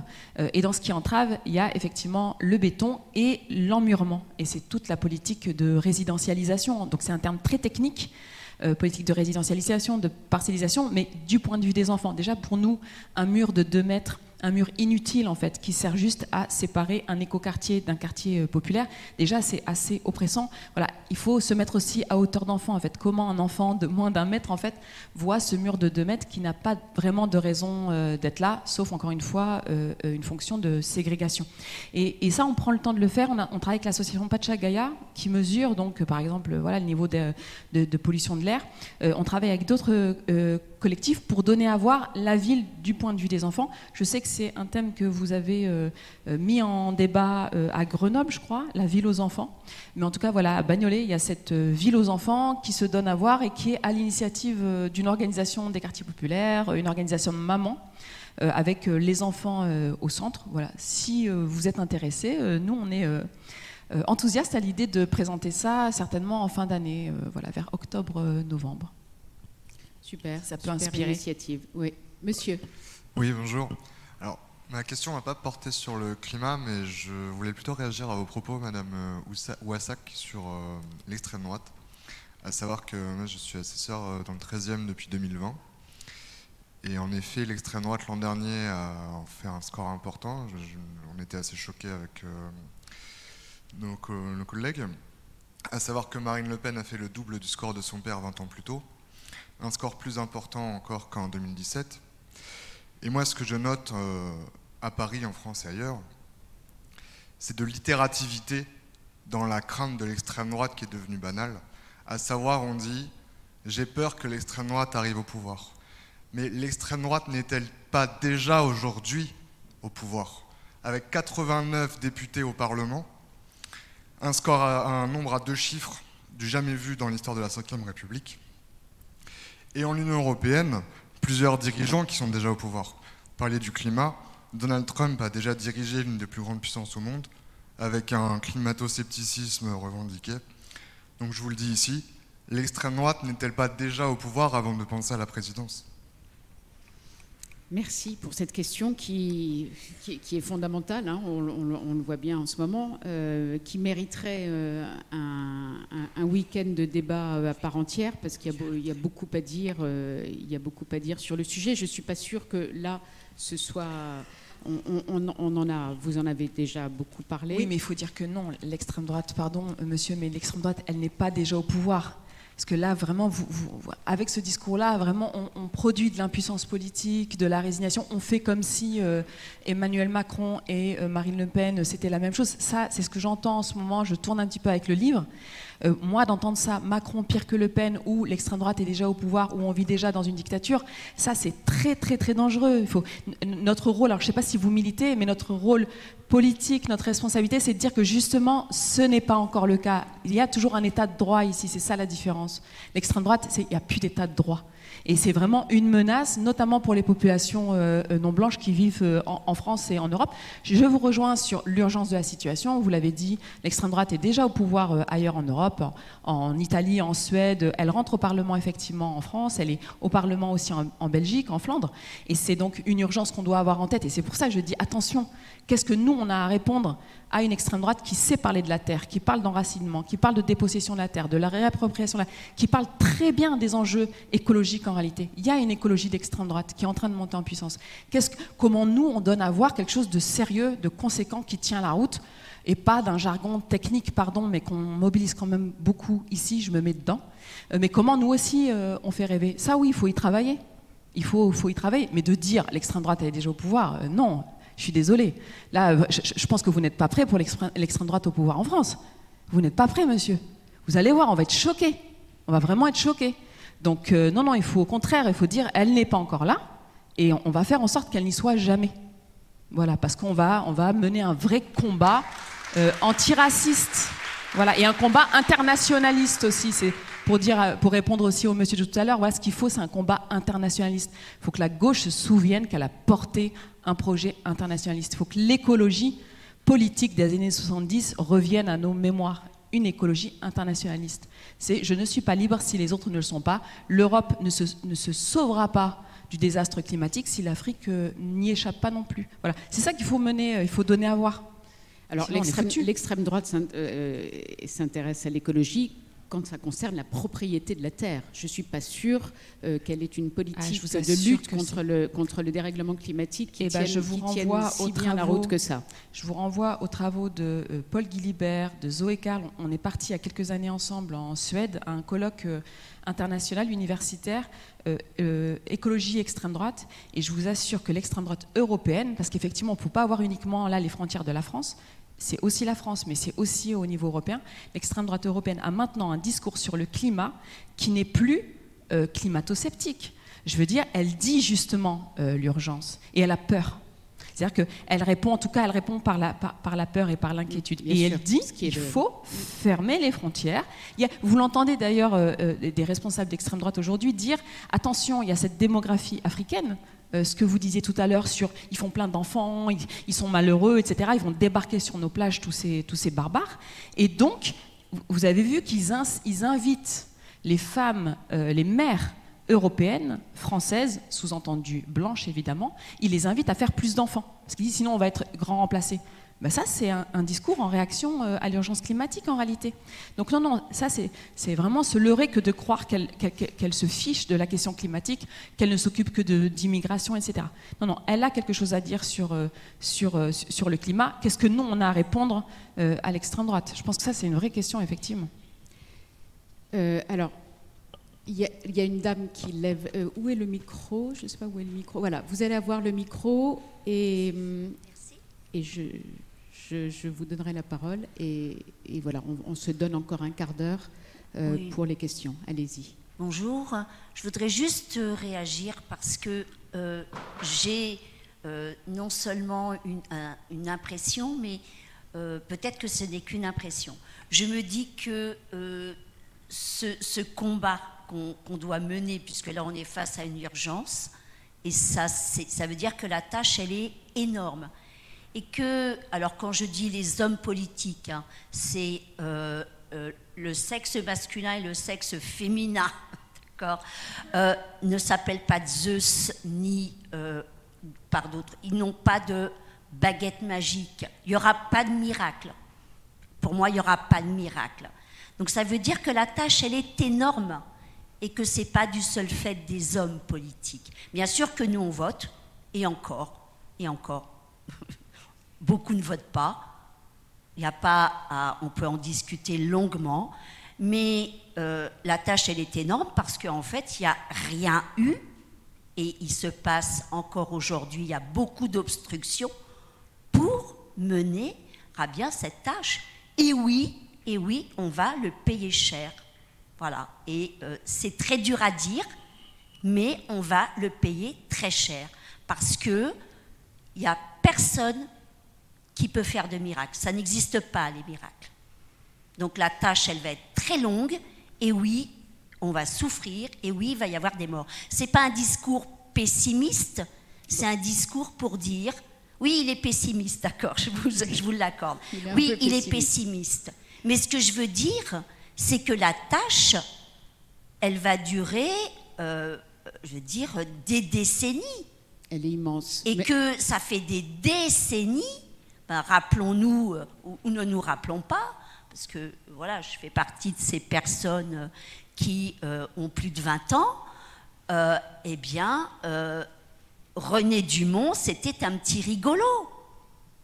Et pourtant, il n'a pas dit que n'importe quoi. Ah, ça, c'est clair. Voilà. Eh ben, merci beaucoup, voilà. madame. Donc, merci beaucoup. J'aimerais bien, il y a 2 personnes là qui ont levé la main. Je crains qu'on ne doive s'arrêter là. S'il vous plaît, tenez, j'aimerais bien qu'on passe la parole au jeune garçon qui est là, qui a levé la main. Et madame, je vous passerai la parole aussi. Tenez, tu peux lever la main, tu peux lever le bras. Voilà. C'est bon, ok. J'ai remarqué que, en fait, le débat, il s'appelle pas de transition écologique sans justice sociale. Mais j'ai remarqué que la question des sans-abri, elle a été évoquée qu'une seule fois. Mais je vais remarquer aussi qu'ils vont subir de plein fouet le réchauffement climatique, parce qu'il y a la pollution de l'air, mais aussi la température et la sécheresse. Donc voilà, je voulais dire ça. C'est-à-dire qu'on n'a pas assez parlé des sans-abri, c'est ça? Oui, voilà, parce que j'ai remarqué. Parce qu'on parle de rénovation énergétique, mais c'est pour les gens qui ont un logement. Mais les gens qui n'en ont pas, c'est un peu... C'est une très bonne question. Tenez, la dame qui est là. Voilà, merci. Merci beaucoup pour la question, c'était important. Oui, bonjour.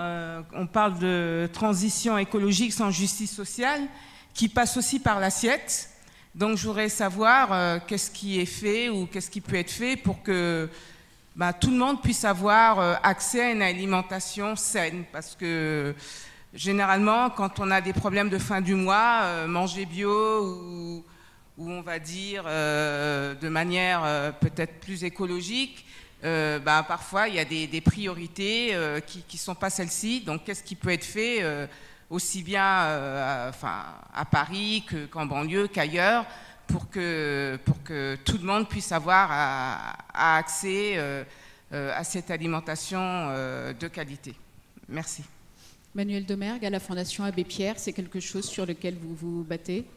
Non, quand même, merci, jeune homme, sur la question des sans-abri. Effectivement, on pense beaucoup aux sans-abri l'hiver quand il fait froid. Il y a une mortalité à la rue quand il fait froid, mais il y a une mortalité à la rue toute l'année. Le collectif des morts de la rue, qui recense plus de 600 morts de l'année, montre que c'est à toutes les saisons et qu'en été, il y a effectivement une exposition au pic de chaleur qui est très forte quand on est à la rue. Alors évidemment, on peut aménager la rue, c'est le minimum, avoir des fontaines, avoir de l'accompagnement, de l'allée vert, des parcs ouverts, mais la vraie solution, on le sait tous, c'est quand même d'avoir un logement efficace énergétiquement, mais d'avoir un logement, et donc face au risque de réchauffement climatique, il faut évidemment agir pour les plus précaires, les plus exposés, et tu as 1000 fois raison, les personnes à la rue sont les plus exposées. Donc là-dessus, il y a une politique du logement d'abord qui a été mise en œuvre depuis 5 ans pour sortir les personnes dans la rue sans les faire stagner dans des conditions d'hébergement qui sont absolument scandaleuses et qui sont aussi d'ailleurs souvent très exposées aux pics de chaleur ou au froid dans les hôtels dits sociaux, dans les centres d'hébergement d'urgence. Mais c'est une politique qui a montré complètement ses limites. Enfin, aujourd'hui, il y a une mobilisation d'ailleurs dans les écoles, à Paris notamment, mais aussi en Seine-Saint-Denis, dans plein de villes de France, des enseignants, des parents d'élèves, des élèves eux-mêmes, pour les élèves sans abri. Il y a des occupations d'écoles un peu partout en France. On a obtenu qu'il n'y ait pas les 14 000 places d'hébergement qui soient supprimées dans le budget pour 2023, parce que le gouvernement voulait supprimer 14 000 places d'hébergement. Mais donc c'est une lutte qui continue, et sur ce sujet-là, comme sur d'autres, il faut une mobilisation. Il y a tout le débat un peu technique, les milliards, les normes, les règles, les lois, mais il y a aussi la mobilisation sociale pour la précarité énergétique. Il y a des collectifs qui se montent, j'ai parlé de Dernière Rénovation, il y a Alliance Citoyenne, il y a toutes les associations de locataires, notamment dans le parc social un peu partout en France. Il faut s'appuyer là-dessus, s'appuyer sur le secteur des gens qui ont envie de bien faire leur métier, de bien rénover les logements, les élus locaux volontaristes, l'État s'il veut bien y mettre un peu plus d'argent. Donc on a besoin d'enfants, d'adolescents et d'adultes bientôt engagés comme toi pour pousser un peu aux fesses ceux qui ont un peu de mal à agir davantage, quoi.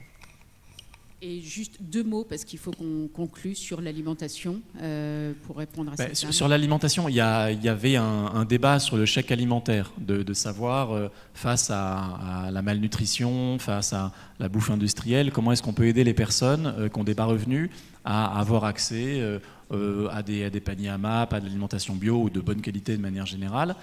Ça a été abandonné, ce chèque alimentaire, et quelque part c'est un peu décevant, mais aussi est-ce qu'il faut se contenter d'avoir des chèques dédiés, affectés pour l'alimentation bio, pour l'énergie, pour les transports, pour aller au musée, pour acheter des BD, etc.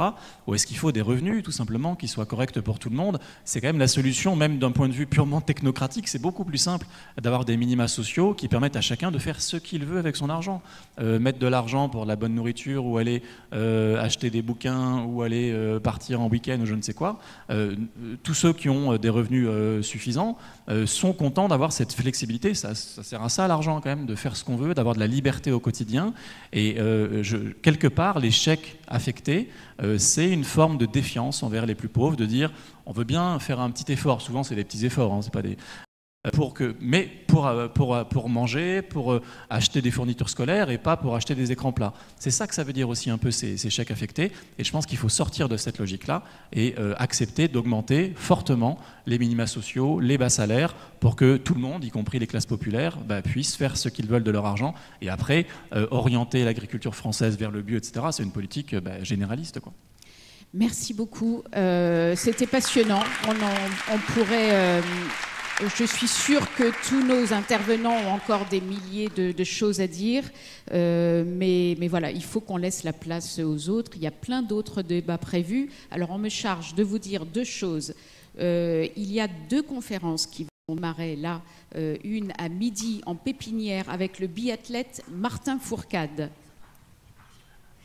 Oui, je sais qu'il y a des questions, je suis désolée, mais là il faut vraiment qu'on... 2 secondes? Oui, s'il vous plaît, ouais. 2 secondes, vraiment. Alors bonjour, je voulais savoir, en fin de compte, j'ai 2 petites questions. Déjà, il y en a 2. Mais très, très rapide, monsieur, parce qu'il faut qu'on laisse la place. Ouais. Alors si vous m'entendez bien, tout simplement, donc, je réside en banlieue parisienne, donc on a fait le déplacement. Donc on est du côté de la Seine-Saint-Denis, de Rosny-sous-Bois. On a fait le déplacement avec mon fils. Je pense que tous ces changements se feront donc, tous ensemble. Je pense que si la banlieue va mal d'un point de vue écologique, Paris ira mal aussi, puisqu'on entoure Paris. Je voulais savoir d'un point de vue stratégique, comment nous, résidents de ces banlieues, on peut agir et faire changer les choses. Première question. Et la deuxième, celle de mon fils, c'est lorsque dans le monde ça va mal, si on a une personne comme, donc il me disait Donald Trump, qui est écolo-sceptique, climato-sceptique, voilà, comment lutter contre ce genre de personnes qui, pour moi, sont dangereuses. Ferris Barkhad, juste en 2 mots, si vous pouviez répondre à ce monsieur. Premier point, se former. Très important. Qu'est-ce qu'on peut faire? D'abord, comprendre à fond ces sujets-là, parce qu'on va essayer de vous douiller perpétuellement. On va vous sortir des trucs, genre la voiture électrique. Non, en France, ça peut aller, mais ça dépend des pays. Il faut toujours creuser, essayer de voir est-ce qu'il n'y a pas une douille derrière chaque proposition. Donc vraiment, se former un maximum, et après, vous allez voir des propositions de solutions qui vont émerger vous-même. En regardant votre quotidien, vous allez voir, tiens, à ce niveau-là, sur l'énergie, sur la pénurie d'eau, il y a ça à faire. Mais d'abord, la question de la formation. La deuxième question, c'est qu'est-ce qu'on peut faire avec Donald Trump lutter contre l'extrême pas droite, la réponse, hein. Comme disait Fatima Ouassar. Force à vous. En tout cas, je vous encourage. Il faut que votre fils aille discuter avec Ferris Barkhad, parce que je pense que... Rejoignez Bois le climat, c'est pas mal ça. Voilà, il faut qu'il rejoigne l'association.